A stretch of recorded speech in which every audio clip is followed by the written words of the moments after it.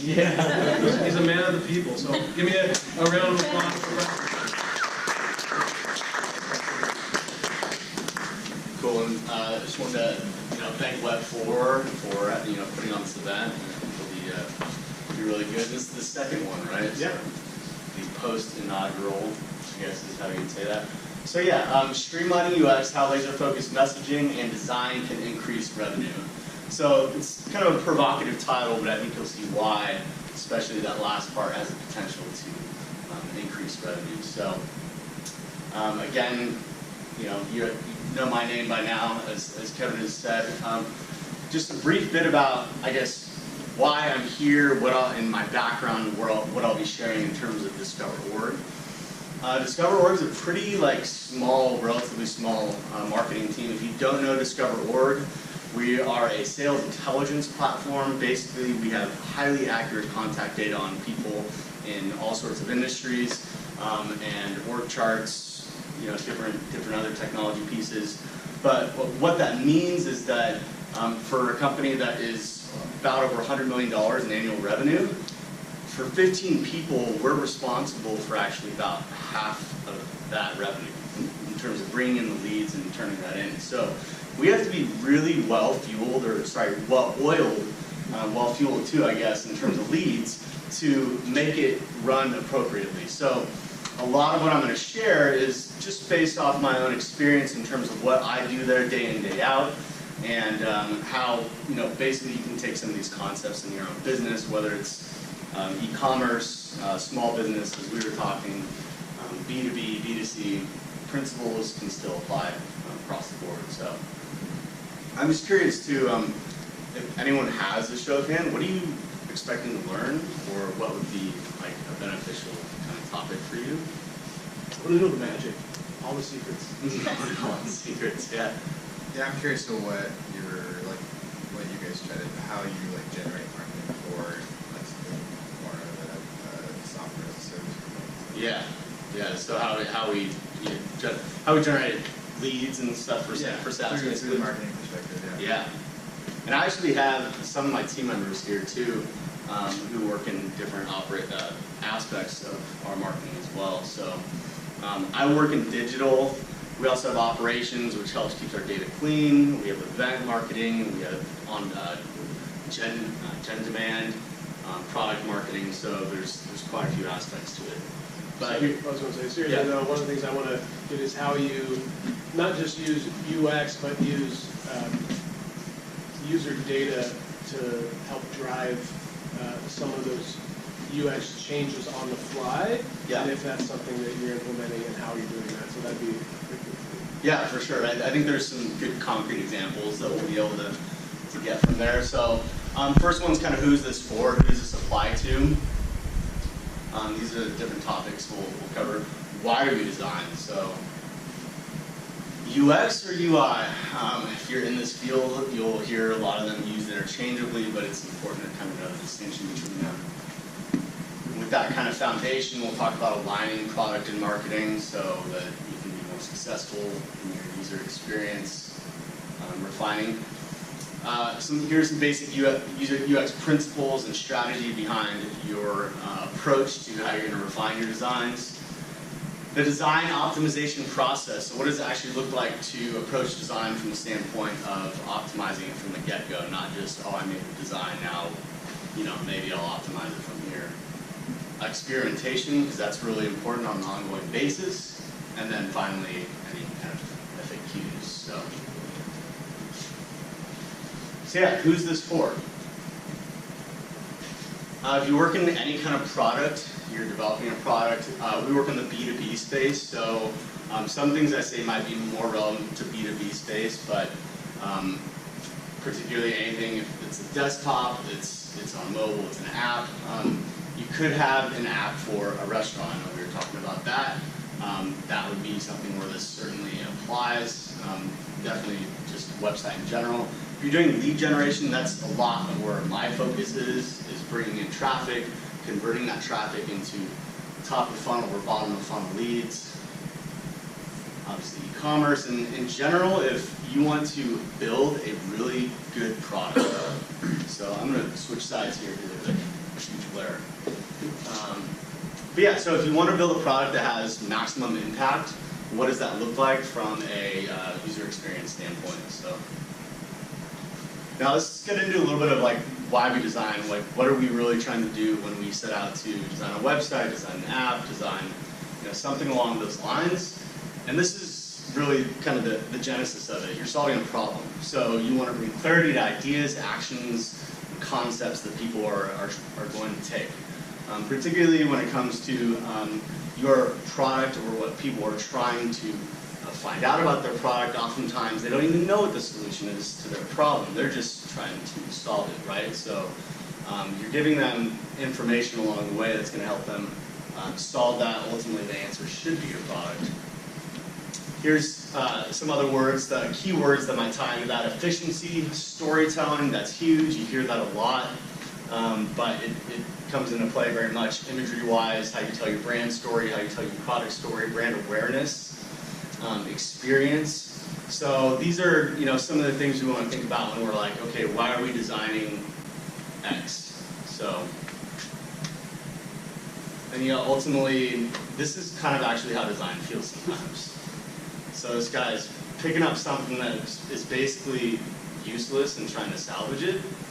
I'm sure Kevin could attest to this, but a lot of people try to do this with what they already have. Instead of re-approaching what their product could be and actually, refining it through some of the methods that I'm going to mention. The perfect example you've probably ran into hundreds of times is the client says, want a new website, but this old logo that I created, they want to use that. That's like, yeah, there's a funny kind of thing in design that's like, you'll see this circle and it says good, cheap, fast, pick two, and in the middle there's just a grumpy cat face. And we actually have that in our design office at Discover.org because it has, even inside of a company like ours, it happens quite often. So good things to keep in mind, having realistic expectations, and if you work with somebody who is designing for you, hopefully they're going to set your expectations straight and not lead you astray into some fantasy land. So, yeah, UX or UI, what are they exactly? Is this new? Are these terms new to anyone here? Or it's just like, okay, so yeah, user experience or like user interface. So there's a design component to both. They've been around for a long time, but here's the gist of it by Helen Moreno. She put it nicely. Something that looks great but is difficult to use is exemplary of great UI and poor UX. While something very usable that looks terrible is exemplary of great UX and poor UI. It's about as straightforward as that can get. But what I want to do here real quick is outline what does UX actually entail on a very high-level overview, because you could probably list out about 40 different things really that they both do. So from a UX standpoint, here's some keywords. So analytical, you're analyzing your customers, competitors, seeing what their habits are. You're being strategic about the content, the information architecture of the website, when you want to deliver content to someone based off what stage they're in. Wireframing, not the design, but the wireframing aspect of it. So it's just very basically what's the structure of the page. You're doing a lot of testing with people, of course, is what you want. Tracking how they use it, doing analysis of that, and then finally iteration. Again, this is very high level, but this is in contrast to something like user interface design, which is, again, research-oriented, but then you're bringing in more of the brand, you're bringing in more of your personas, the storyline of what your users are actually doing on your site. Interactivity and animation, so we're going to get into a little bit of how those things can actually impact a user to have a positive emotion and take an action that you want. Screen size adaptation, what the experience is like there, and then working with developers. So, and ultimately, user experience is a very subjective practice. What you feel like a user might actually do could be very different from what they really do. And that's why actually knowing your use or designing for them is really paramount.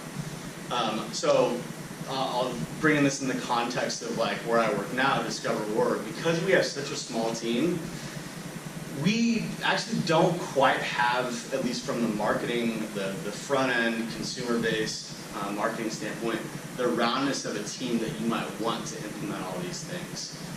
We're very lean in that matter. Product has a bit more resources at their disposal. So because of that, we are trying to use more resources like usertesting.com and those types of things. But this is where, and the topic I'm about to get into, and being in alignment with products is especially important. Because we don't particularly have the resources on our end for, again, the front end of marketing, the funnel side of marketing, to go out and interview all the users who may potentially go onto our website. We just don't have the bandwidth to do that. We could maybe hire an outside firm. That can get expensive very quickly. So how do you do that? Well, one of the ways, I know Phil here works with me and works in product marketing, and their department has built out personas of who uses our product. You can do a bit of like backwards regression and say, okay, well, who uses it, and then create personas off that as well. Ideally, too, you're getting also input from real live users on your site.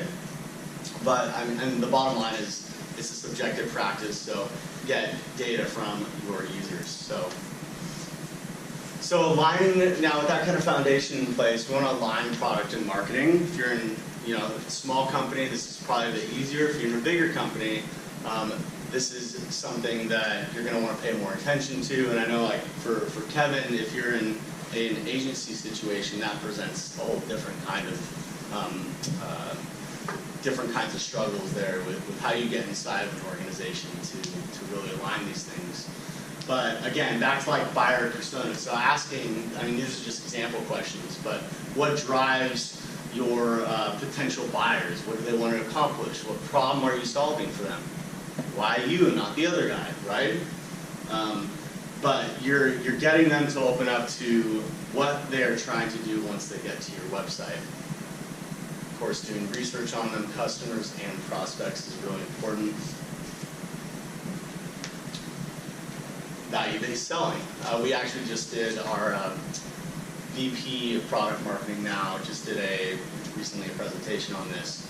But value-based selling is really the focus on, as it says here, focus on messaging, selling the financial impact relative to the price paid relative to the competition as well. So the feature for benefit trade-off. A don't in that would be like, hey, we have, throwing in all these adjectives about features that actually don't provide value to the person once they hear it. And oftentimes we do that because we're so inside of a product that we know it a little better than the other people. Not focusing on a financial result. So if I'm going to come, this is very like B2B oriented, keep in mind. But in many cases, people, if they're making an investment for a business, they're going to want a financial result.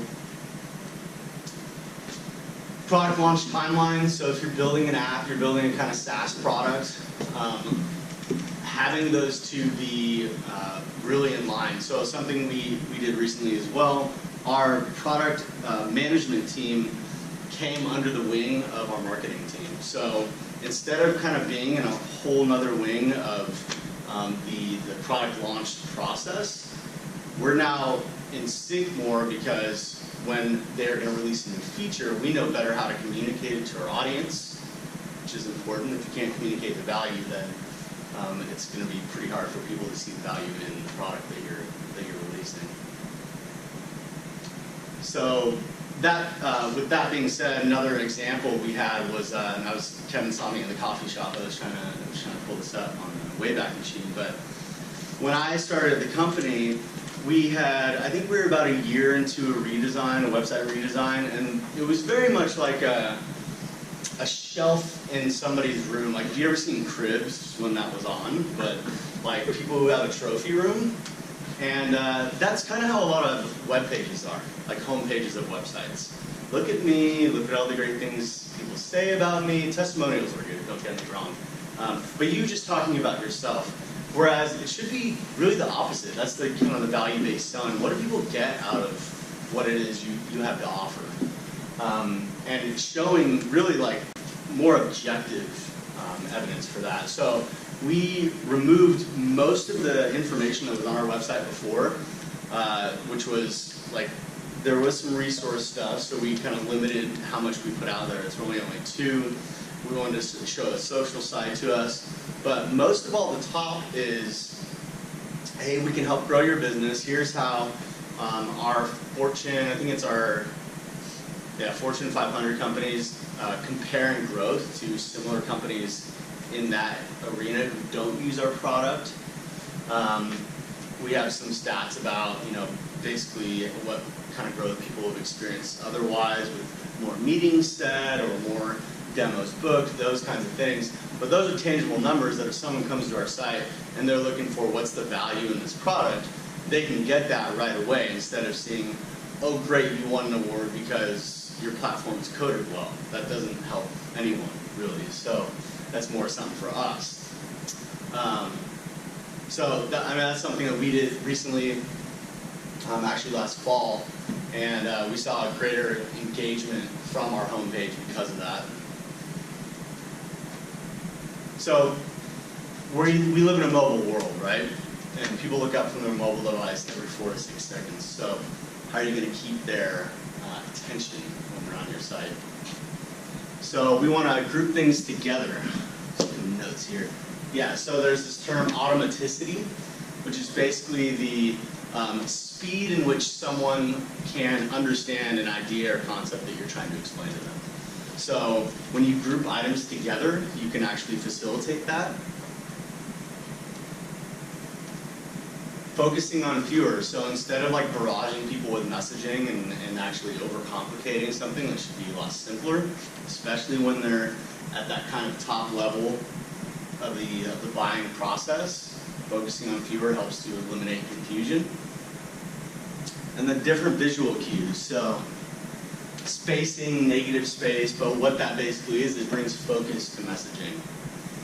And it's something you probably notice more if you go on a site like Medium or different publishing platforms. There's generally more space around text, and as there should be, but text, imagery, we want to give the pertinent value and the messaging of the content space to breathe. This is something we're actually working on more on our site right now. Once you get really down into it, you can even get into the optimal size that is pleasurable to the eye to read on a screen. There's science behind that. So we're trying to figure out, okay, what's the balance of font sizes on our site, because we're doing these iterations, right? Patterns and symmetry. So when you have things that are patterned in a way that, and interactions that happen in a way that is pleasurable, it actually yields a perceived positive outcome. So you want to make people happy when they go to your site, basically. Don't bore them. Probably left the website and felt pretty bored on. If you cause confusion, that's going to make them leave. So this is called the Plectric's Wheel of Emotions. There's a lot of different versions of these, but essentially this one explains how all these different colors can give off certain emotions. And I'll give these slides out too, so you guys can read them later. But yeah, you want to boost feelings of achievement when someone's on your site, not make them feel as though they're struggling to find information or to place an order or along those lines. They want to understand the choices and terms, and imagery is huge, and that's a pretty tough one for a lot of people. You can go in the overly stocky route as well, and then it's people don't even connect with your website. So.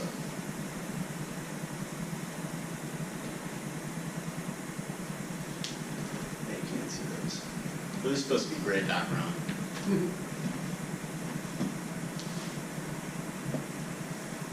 So this has to do with when you give a positive emotion, you actually increase someone's ability to have a stronger attention span.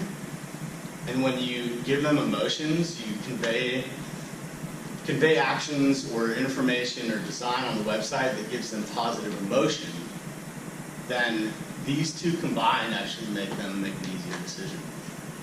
So we want to make that attention easy to grab them, give them good emotions, good feelings from what they're experiencing when they go on whatever product it is online that you're giving, and then make them make easier decisions.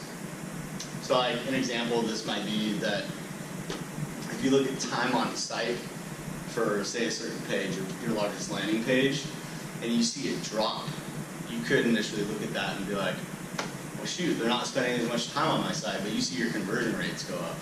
That means they're actually finding what they need quicker, which is what we want ultimately. And we've seen similar type of conversion aspects happen on our site where on certain pages we see them spend less time, but then they're actually converting more often because they're not struggling to find the information they need or thinking about it too much too. So we also want to strike a balance between these two ideas. Multiple options gives people freedom to act, which is great. But we also want to limit the user to some degree because then we prevent errors. If you give people, I'm sure some of you have seen this where there's a grocery store metaphor, right? You go to buy a mustard and there's 50 mustards. I mean, like, you're probably not going to buy one. You're like, it's analysis paralysis, paradox of choice, whatever you want to call it, but it doesn't make sense. So we don't want to overwhelm them. We don't want to limit them to the point, though, where they're like, I can't find anything. That's bad. So what is the right balance? You can use analytics to solve that. Another one for our website, something we did, we rolled out in February, we actually found that we had way too many menus going on. You see this in certain industries, it's probably more acceptable, but you hover over a menu and there's like a mega menu, right? And again, it's very context relevant. It could work for some industries, not for others. We found that when people came to our site, they're generally looking to do a few things. They want to see an overview of our product, like a very high-level overview. They want to see how the data is relevant to their persona, if they're in sales, marketing, staffing, or they're probably looking for a demo or free data. So those kinds of things, and that's what we generally push them towards. We make that an easy decision to make, and they can drill down from there. So when we rolled that out, we saw actually better time on site, better engagement from a variety of standpoint on those pages. But we actually had something backfire, and I'll tell you what it is, because most people in our industry, they want to find free contact info. We put a search function on the homepage. What do you think happened? That first month, we had over 1,500 people go from not searching to hitting the homepage, and they searched. So right away, we lost them. They got into Neverland, or probably they were searching for contact data that we don't actually store on the front of our site.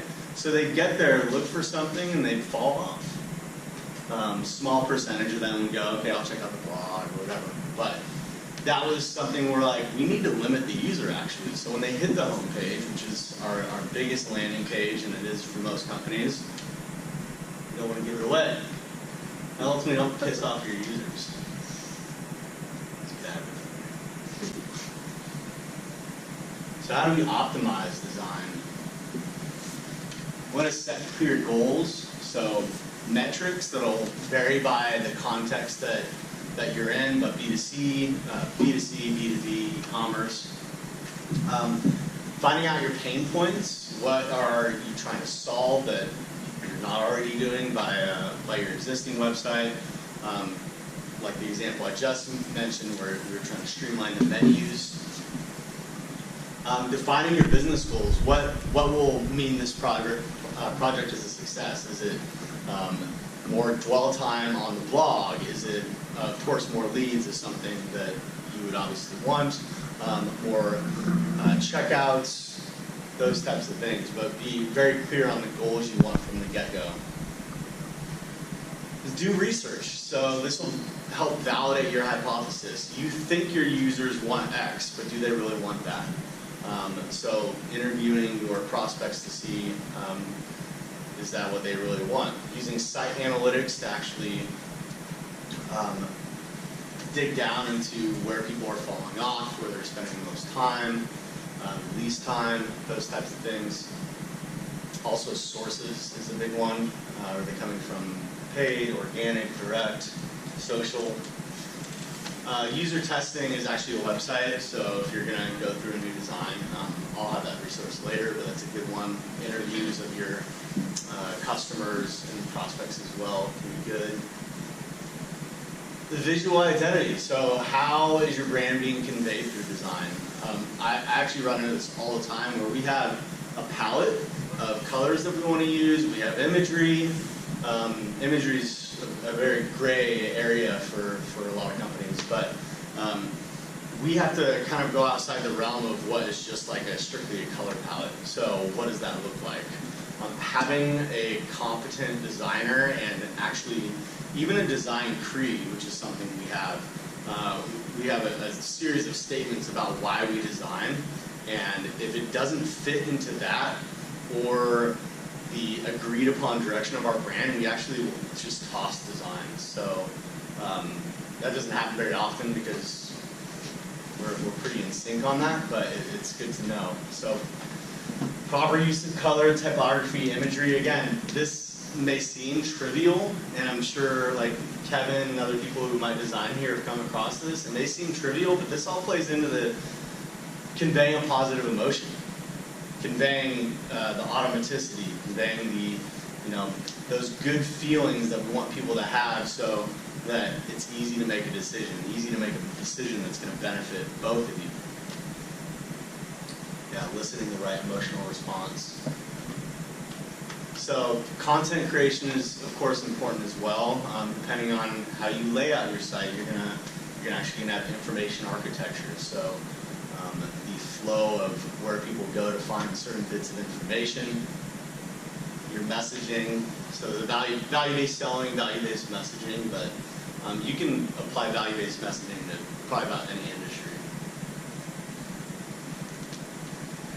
And then the prototyping phase is pretty self-explanatory to a degree, but depending on how detailed you want to go there, you can be into wireframing, and then you can do refined wireframing, get feedback, go through all sorts of feedback loops. But at the end of the day, it's like all this is working its way towards a design that is actually like built around good objective data and researched instead of just I think, I feel about my customers, so I'm going to do this. That doesn't really help. And when you get into development and quality assurance, just making sure that the whole experience runs well. This is actually something that, in all transparency, we've had an issue with in the past because we underestimated something, or we didn't have enough hands on deck, or we just didn't anticipate what was going to happen, and you got to have a plan in place for that. And this one's speed.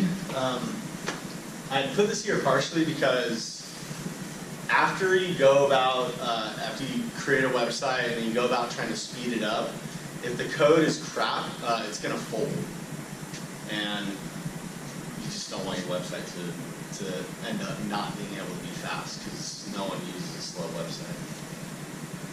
And then your launch. So you want to have plans to mitigate bugs and roll back if necessary. And this is kind of the last section, but we want to build for experimentation and iteration in the long run because that's where you're going to see those increases. This is something that we kind of tend to do in waves. I was on a conference with Optimizely, which is like an A/B testing platform, and they had someone there from Atlassian.